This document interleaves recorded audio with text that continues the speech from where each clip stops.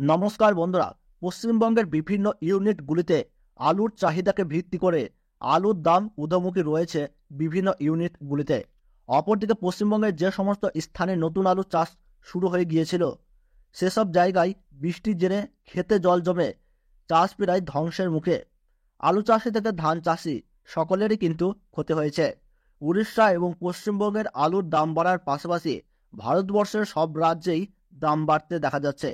বন্ডের দাম আরও বাড়বে বলে অনুমান করছেন আলু ব্যবসায়ী সমিতির একাংশ। বিভিন্ন ইউনিটগুলিতে কোথাও 20 টাকা থেকে 30 টাকা এবং সর্বাধিক 50 টাকা পর্যন্ত আলুর দাম বৃদ্ধি লক্ষ্য করা যাচ্ছে। তাহলে চলুন বন্ধুরা, আমরা দেখে নেব আজ কোথায় কোথায় দাম বেড়েছে আলুর।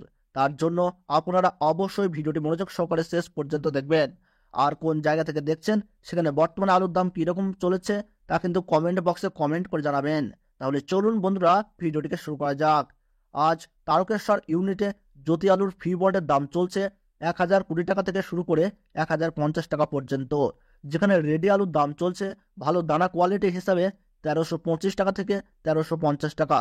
কৌতুলপুর ইউনিটে জ্যোতি আলুর ফি বন্ডের দাম বস্তা প্রতি 50 টাকা বৃদ্ধি পেয়েছে এবং বন্ডের দাম চলছে 930 টাকা থেকে 950 টাকা এবং রেডি আলুর দাম সেখানে চলছে 1170 টাকা থেকে 1200 টাকার মধ্যে।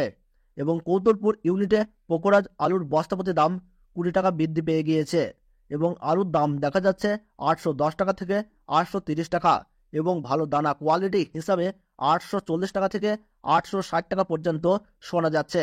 সিঙ্গাপাল ইউনিটে জ্যোতি আলুর ফি বন্ডের দাম চলছে 950 টাকা থেকে 980 টাকা, যেখানে রেডি আলুর দাম চলছে 1150 টাকা থেকে 1175 টাকা।